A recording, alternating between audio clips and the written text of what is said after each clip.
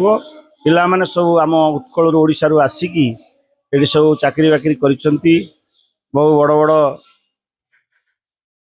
Company मानक रही बड़ बड़ चाकरी करिसेंती एते अर्थ उपार्जन कले मध्य तांकर ये जो आध्यात्मिक चेतना भगवत चेतना गुरु को जो समर्पित भाव एते दूरे रहिले मध्य जे आमे प्रभु को गुरु को निकट में केमिति आमे तांको लाभ करिवु तांको पाइबु से तो सबुठी अछंती सकल घटरे से पुरीचंती सबु जगार से अछंती से जोठी भक्त रहे सेटा होची शांति धाम जो करमला ठाकुरंकर मुख्य जन्मभूमि सत्यनारायण स्वामी जय।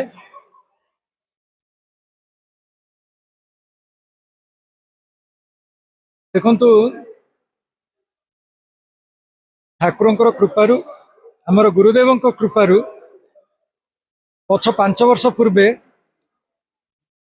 2021 अगस्ट 8 तारिख दिन प्रथमे किछि सीमित भक्त मानकु नहीं आमर गोटे अनुष्ठान गढ़ी उठीला श्री अभिराम सेवक गोष्ठी ता भी आमर जो मूल जो धाम रही श्री शांति आनंद धाम तार मुख्य आचार्य देव तांकर कृपारु तांकर आशीर्वाद तांकर अनुमोदन यह गढ़ी उठीला सबु साधु सन्त माने मध्य अनुमोदन देथिले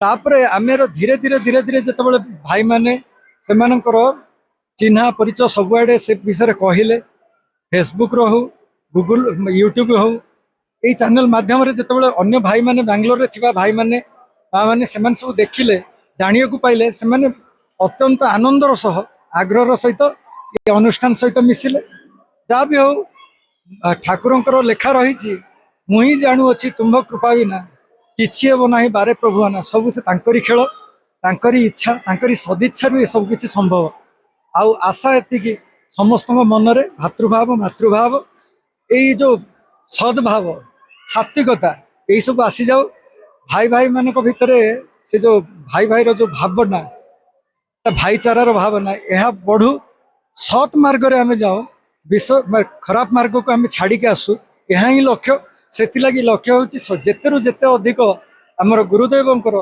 जो बाणी रही सबु सन्थ माने गोटे कथा ही कहते भिन्न भिन्न माध्यम भिन्न भिन्न रुचि यही कथा जो ठाकुर गुरुदेव कहते अति सरल सहज सावलील भाषा ताहा समस्त पाखे पहुँचु से जो धर्म मार्ग कहते समस्ते आपणाई नियंतु यह हूँ ठाकुरंकर जो माटी रही ओडिशा माटी उत्कलर माटी जगन्नाथ धामर माटी ताहा सबुआडे प्रचार प्रसारित हो यही लक्ष्य। जय जगन्नाथ जय श्री सत्यनारायण स्वामी नारायण स्वामी जय प्रभुंकर सदिच्छा पूर्ण हो बोल आनंद कवार हरि बोल जहा हो भाई आमर तारिणी ट्रस्ट जो भाई आसीचंती भाई ना कौन टा भूल धनेश्वर भाई को बहुत बहुत कोटि कोटि जगन्नाथ प्रेमी भाई तारिणी माँ प्रेमी भाई कोटि कोटि प्रणाम भाई आपण को ଯାହା ହଉ ଠାକୁର ମଙ୍ଗଳ କରନ୍ତୁ। ଆପଣ ଆମର କଥା ନେଇ ଆପଣ ରକ୍ଷା କରି ଆସିଛନ୍ତି, ସେଇ ବହୁତ ବଡ କଥା।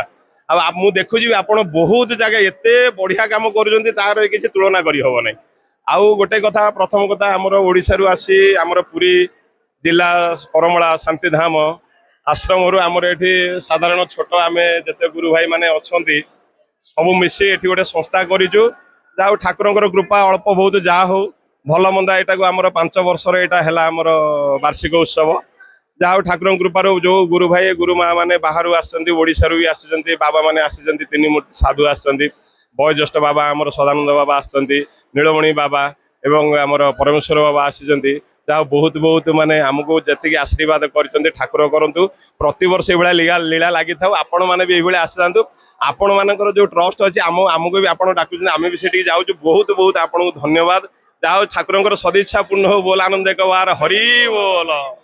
ଯାହା ହଉ ଜୟ ହେଉ। ମୋ ପ୍ରଭୁଙ୍କୁ ସମସ୍ତଙ୍କର ମଙ୍ଗଳ କରନ୍ତୁ। ମୁଁ ଜଗତସିଂହପୁର ଜିଲ୍ଲାରୁ ଆସିଛି। ମୋ ଝିଅ ଜୋଇଁ ଏଠି ବାଙ୍ଗାଲୋରରେ ରହୁଛନ୍ତି।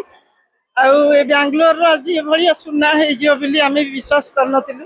ଯାହା ହଉ ମୋ ଗୁରୁଦେବ ବାଙ୍ଗାଲୋରରେ ଆସିକିରି ଦ୍ୱିତୀୟ କରମଳା ସୃଷ୍ଟି କରିଦେଇଛନ୍ତି। ସେଥିପାଇଁ ମୁଁ ପିଲାମାନଙ୍କୁ ସବୁ ଧନ୍ୟବାଦ ଦଉଛି। ଛୋଟ ଛୋଟ ପିଲାମାନେ ଆମ ପାଖରୁ ଆସି ଆମଠୁ ଶିକ୍ଷା କରି ବାଙ୍ଗାଲୋରକୁ ଆଜି ସୁନାର ଲଙ୍କା କରିଦେଇଛନ୍ତି।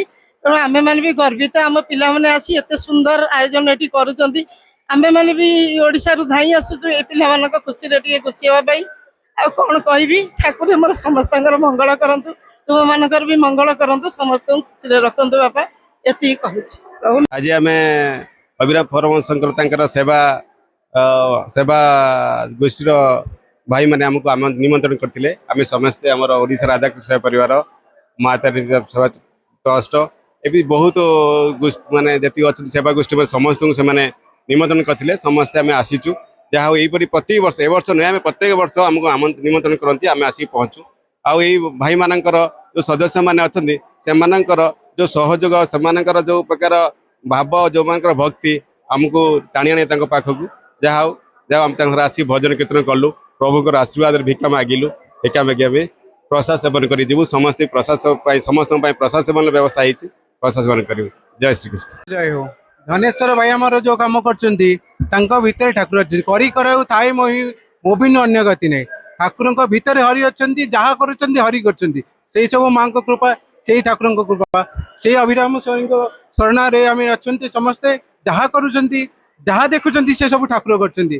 ଧନେଶ୍ୱର ଭାଇଙ୍କର ବି ଯୋଉ ପ୍ରେରଣା ଆମ ପାଖରେ ଅଛି, ତାଙ୍କର ଯୋଉ ସାହାଯ୍ୟ ଅଛି, ସହାନୁଭୂତି ଅଛି, ସେ ଆମ ଟାଇମ୍ ବହୁତ ବହୁତ ବଡ଼। ଆମର ଏ ଠାକୁର ହଉଛନ୍ତି 31ତମ ଅବତାର। ସେଇ ଅବତାର ଭିତରେ ଠାକୁର ଯାହା କରୁଛନ୍ତି, ଆମେ ନିମିତ୍ତ ମାତ୍ର। ଆମ ଭିତରେ ରହି ହିଁ ଠାକୁର ସବୁ କିଛି କରୁଛନ୍ତି। ଧନ୍ୟବାଦ ଧନେଶ୍ୱର ଭାଇ, ଆପଣ ଆସିଛନ୍ତି, ଆମକୁ ଏଇ ସୁଯୋଗ ଦେଇଛନ୍ତି, ଆଉ ଆପଣଙ୍କ ସେବା ପାଇଁ ସେଥିପାଇଁ ବହୁତ ବହୁତ ଧନ୍ୟବାଦ।